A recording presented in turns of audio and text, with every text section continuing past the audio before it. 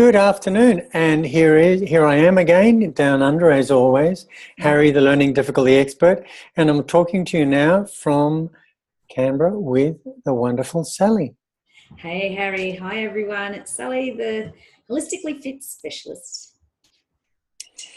That's right, and today we're going to talk about vision because I have had what can only be described as a crap weekend. Tell us about it, Harry. I had a red eye. My right eye got incredibly red. It was a bit like somebody had snuck into me on Friday night and put a little bit of sandpaper in and whittled it about. So it was painful. I was light sensitive. My brain shut down because I don't like having a sore eye. And so we thought we'd talk about vision today. And vision's very important for me because I help bright kids rediscover a love of learning. Bright kids that are struggling to learn. And one of the reasons why kids struggle to learn is because they have difficulty interacting with what they have to write on pages or what they have to read. So it's about literacy. And if we think about mastering literacy, there's a whole lot of misleading stuff put out there. And my view, looking at the research, is that the three pillars that support literacy, and think about a three-legged stool here, sitting on a three-legged stool. Yep. Well, of course, vision, you've got to be able to see the page. And that's a segue to my bad eye. But you have to be able to listen because you assemble language in the ear. And you have to be able to manage your balance because that allows you to flip or rotate some of the symbols that we use very commonly in language, like the PDPQs, which we can only decode with our vision system in conjunction with the balance system. So the vision's really important. And how often do I ask kids, when you're reading, are the letters always clear on the page? No. And the mother nearly falls off her chair. No one's ever asked that question before. So you don't have to be too clever. Start with the simple questions. It's funny, clearly you need vision for a lot of the exercise stuff that you do, but I also like the other aspect of your eyes being the window to the soul. I love that, tapping it in, because the eyes reveal the truth. They reveal the truth of how you're feeling or thinking about a situation, and you can't hide from your eyes. Your mouth can sort of be a decoy, if you like. You can put on a fake smile. Show us a fake smile, Harry. That's hilarious. It's so hilarious. And That's right. Yeah, the eye show. Yeah, because when you do a fake smile, your eyes apparently and your eyebrows, they don't go up enough. If you're doing a smile from the heart, that's a truthful smile, you get crow's eyes up the side, but you don't get that when you're doing your fake half smile, which your eyes only go halfway there. It's very interesting. Yes. So the other interesting thing was that on the weekend, there's lots of nervous connections between the eyes and the other systems. Yep. So when I put I don't like taking meds, but these are my steroid eye drops, which rescued me. Yeah. When I put a drop in my eye, within 10 seconds, I can taste that bitterness in my mouth. Yeah. So there's a connection between the mouth and the eyes. If I was to come into your room, time travel, and come into your room, and you not know I was there, and I drop a glass bottle to your left, Sally, your eyes would automatically swivel to the source of the sound. Yeah. Without any conscious control. Yeah. So there's that link between the ears and the eyes, the mouth and the eyes, and of course the emotions in the eyes, as you've talked about the smile. If we want a smile to be genuine, we have to feel it in the heart. Totally. So there's a connection between the heart and the eyes, because otherwise it's plastic. And we can tell. My goodness. Absolutely. And it's one thing, my big bugbear with kids, and particularly my kids, is eyeballing me. When you're talking to someone, talk with your eyes, like talk into the eyes. You look at them. And I know that's one thing that teachers really... No? Why not? Why? So wrong. That is wonderful. To me, that's important. Why is it wrong? Then tell me. Okay. If I ask you a really complicated question, Oh, okay. In that case, I have to sort You of, look away. yeah, yeah. Why do you look away? Because you have to process, or I have to think about it. And so why do you look away? I don't know. To have that space, I don't know. Because you're reducing the visual processing load. Yeah. You're actually freeing up space in your brain so you can do the thinking you need to, do the heavy lifting. Mm. So could it not be the case that when your child doesn't look at you, they're doing exactly Sorry, I turned that off. Oh, okay. They're doing exactly the same thing. I get that, but what about manners? So if you're shaking hands with someone or saying hello to someone, that to me is you look them in the eyes and say hello. Okay, so what happens in that situation if yeah, we know mum and culture says it's polite to look someone in the eyes, but what about if we overload if we do that? It makes us feel uncomfortable. Mm. As in, you're talking more like kids, unable to. I'm talking about anybody. Yeah. It's about understanding the reason why. They know you want them to look them in the eye. They know society wants that. And if they still don't do it, there's a couple of reasons. They can be just uncooperative. Not going to do it. Don't like, or maybe I don't like this person, and maybe they're right. Or maybe most commonly I observe it's because they're actually overloading. This is really fascinating, Harry, because I'm just old school that it's just rudeness if you don't eyeball someone. I have never thought about the whole overloading, processing too much. That's a cultural thing, though. It's a cultural overlay. If you go to Asia and you look at the way people interact, quite different to our culture. Really? Yeah. Wow. In some cultures, it's bad manners to eyeball. Yeah. Particularly members of the opposite sex. Yes, yeah, that's right. But like with my kids, for example, if I want to know if they're telling the truth, I want them to look me in the eye. And Yeah. they have you cleaned your teeth? Like, no, look at me in the eyes. Have you done your homework? And they're just so in those cases, I need to see the eyes to see the truth underneath, reveal Yeah. the real, Yeah. or the fear, or the Yeah. Well, I mean, I used to say to my kids, sit still and look at me when I'm talking to you. The dumbest thing I could say to them, but I didn't know any better. Yeah. But that is just a common thing, and as you say, it is just sort of drummed into us over the years. So I'm going to go on Karen Khan's radio show next month. Wow, great. And that's one of the topics I'm going to cover, that the need for parents to become detectives. Every mum needs to be a detective, number one, and a warrior, number two. They need to be a detective to uncover the reasons behind the behaviours they don't like. And I empower you to become a detective with your kids. I know. I love this. Yeah, sign me up. Of course, there's going to be a good reason. Yeah. Is there a good reason for all of your behaviours, Sally? Yes. Okay. So why would there not be a good reason for all your children's behaviours? It's a really good point. It's a really good point because, just being busy and whatever, and you're sort of ticking the boxes as you're racing through the evening procedures with the kids of like homework, how was your day, whatever, boom, boom, boom. And when they're evasive, it's like, mate, I don't have time. Just tell me yes or no. Have you cleaned your teeth? Like, I've got to go down and wash the dishes or whatever. And, you're right. Doing that stopping and thinking why are they acting like that?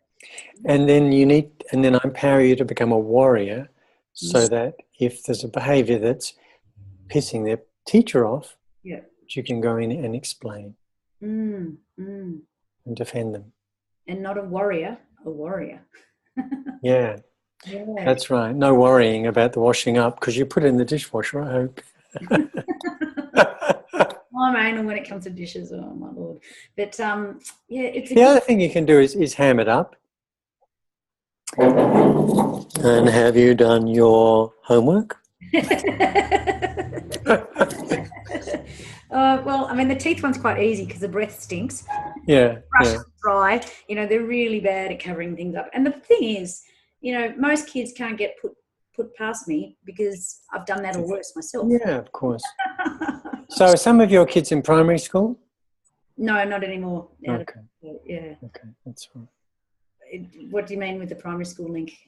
There's very little evidence that shows that any homework in primary school has any correlation with any lifetime achievements. Really? Don't tell my kids that. I've just done however many years, but is that? Yeah, private schools are particularly onerous in this area. Yeah. And I mean, if we look at the play-based learning in Scandinavian countries where they do play-based learning up until age 7. Yeah. What does the West do? Something quite different. I know. Look, we were talking with Kristen about that a few weeks ago. Yeah. And, yes, exactly. Yeah, it was like Montessori type level, and learning outside in the park and in the trees and climbing trees and all that sort of thing. Yeah, amazing. exactly. Yeah. And really put them far ahead. I'm just thinking perhaps just getting routine and structure down pat for study behaviour. Well, and maybe the homework's not interesting. Maybe it's hard. Maybe they don't know how to do it. A lot of reasons. But there's always a good reason why homework's put off. If you go back to the procrastination discussion earlier and not finishing stuff. And that was the whole discussion, is it's too overwhelming. Sometimes it's just too much. Yeah. Small, simple steps. But look, reading a book, that's not really homework anyway. I think that's fun. For some, not for all though. If the visions, look, are the letters clear on the page always? Not, sometimes not. Another question to ask is, do letters ever move on the page? For some kids they do. The letters swim about. Yeah. And dyslexia. Yeah. Do you lose your place when you finish the line? How often does that happen? These are questions I ask everybody. Maybe ask your kids, see what the answers are. You might get surprised. Yeah. That rereading stuff, I used to do that, reread the line. Oh, it'd take forever. And I mean, although you say a book is easy to read, for me, some books are so badly written, I can't get into the characters. They stay on the page. I want the character to come off the page and come alive in my imagination. But sometimes they don't. They're wooden. I totally get it. I think I'm probably the only person in the world that couldn't get through 50 Shades of Grey. I just thought, oh my God, doing it for me. It was such a struggle to read it. Yeah. A few chapters and I thought, oh, no, that's just like, it's not, it wasn't the content, it was the way it was written. It was really difficult to read for me. Whereas Hemingway, quite different. Crack me up. Cartoons are good too, Or I never forget. Have you read 1984? Oh, 1,000 years ago. Yeah. Phenomenal book. I never forget the first page. The smell of the overcooked cabbage drifting up through the stairwell. Like you can smell that already as you say. Yeah, exactly. So that's a well-written book. It should be alive. And if it's not, throw it away and pick something else as a child with homework. So maybe have a discussion about if they're not doing the reading, if they're procrastinating, find out the reason, because it'll be a good one. Definitely. Oh, and we were talking about eyes and stuff. So I looked up a few tips for how to protect your eyes or look after your eyes. And part of it is just notice the warning signs. If you're having double vision or red eyes or things that what did you have? Inflammation, pain, floaters. Those little floaters that go across your eyes, all those sort of things. And that all leads into having regular checkups. I know on my health insurance I can have a checkup every year for nothing. Yeah. And the floaters can be a stress indicator. Yes. So they'll appear when you're stressed. Yeah.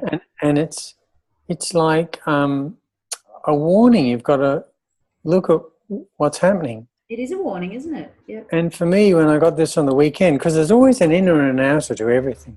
Yeah. I'm thinking, this has stopped me in my tracks. What am I not seeing? What is Harry not seeing here? Did you work it out? I didn't. I won't tell a fib and say I did. I struggled a bit. I think what actually happened is one of my clients got into me, as sometimes happens. Because when I'm there in an assessment, I'm really open for them, totally available, and sometimes they get in. Yeah, right. It's the risk of being a therapist. Yeah, you're protecting yourself. You have to do And I didn't get rid of it afterwards. Didn't get back to myself. Oh, you have to do some sealing. I can teach you Yeah. that. But at the time, you've got to be open because they'll feel it. Well, you get a better interaction. Yep, for sure. What else do I have here? Protecting from UV lights. I mean, those lights, I know I'm very light sensitive and have to wear sunnies in the winter, driving. Yeah. We got grey eyes. Yeah. Exercise is really good for your eyes. And, of course, your diet. What is it? Eating lots of carrots so you can see in the dark. And Do you know what that was actually propaganda during the Second World War? Because really? my dad was a Spitfire pilot, and Really? they developed a radar, and so they were able to shoot down German planes inexplicably. So the propaganda they put out was that they were all eating more carrots. Yes, it has a minor impact, but not. Right. Yeah, it was the radar. You have so much knowledgeable kids. Oh, I love you, Harry. I just love it. So the carrots aren't really going to do it. But having a healthy diet does, and it's the same with exercise. Yes. So you don't want this macular degeneration, and there's that genetic component as well. So, and then there's always this, old chestnut favourite. Looking at the small screens too much, even if they are a beautiful post from Sally. On Instagram, doing my upper body workout, yeah. So if you have a look at the stereotype of the Asian teenager, yep. What do you see? Just imagine them for me now. They've got black straight hair. Yep. And what's on their face? Glasses. Glasses. It's true. Yeah. And they're on screens the whole time, and they don't have enough access to outdoor space. So they're using their near vision much too much. Yeah. And another thing is aging. When I had my eyes checked last year, and they were really a lot worse than the year before. And they said from 45, it just goes downhill. Yeah. The ability to come in and out. Yep. Dilation. So that's another friggin' factor. One of the really good exercises you can do while you're driving is, on a straight road, obviously. Focus on something near the instruments, and then focus far. Right. Near, far, near, far, near, far. Wow. Good exercise that. Yeah, years ago the eye doctor said, look at your finger in front of you and then bring it in towards your nose. So you're staying cross-eyed. Yeah. There was another one, there was a dog house, and you had to put the dog into the house. Yeah. Bringing it in. So we're measuring tracking like that. Yeah. And if the eyes flick, if they don't go smoothly, then we know there's a tracking problem. And that's fixable with exercises. So there are two components to vision. There's the muscles. Yep. There's the receptors in the eyes, and then there's the processing. And each of them can be addressed separately. Yeah, well, you've taught me a lot, or made me think once again about processing and overloading with the kids and why they don't eyeball. And always necessary, and I've got to get it out of my head, therefore, that, they're not being rude sometimes. Sometimes they are, though. Yeah, they can be rude. Yeah, absolutely. But it's not always the case. So No, it's not always the case. Yeah. In fact, my experience is it's usually not the case. Yeah. Unless they're seeking to irritate or annoy you, but, Oh, yeah, teenagers do that. Yeah. Oh, dearie me. Well, we might just wrap it up there, Harry. It's pick-up time for me to pick up my angels. And I'll try a new tactic in the car today. They always look out the window anyway, rather than me. Yeah. Okay. Really fascinating subject, though. So bringing that one up. Good one. I wish you a speedy recovery with your eyes. Start sealing yourself so you can do the inner work. That's right, definitely. Or as one of my boys said, close up. Well, I hope it's better by next week. No, it'll be good. It's better every day. Yeah, fantastic. Good. All right, Harry. Okay. Thanks for watching, and we'll catch you again next week. Absolutely. See you then. Bye, Sal.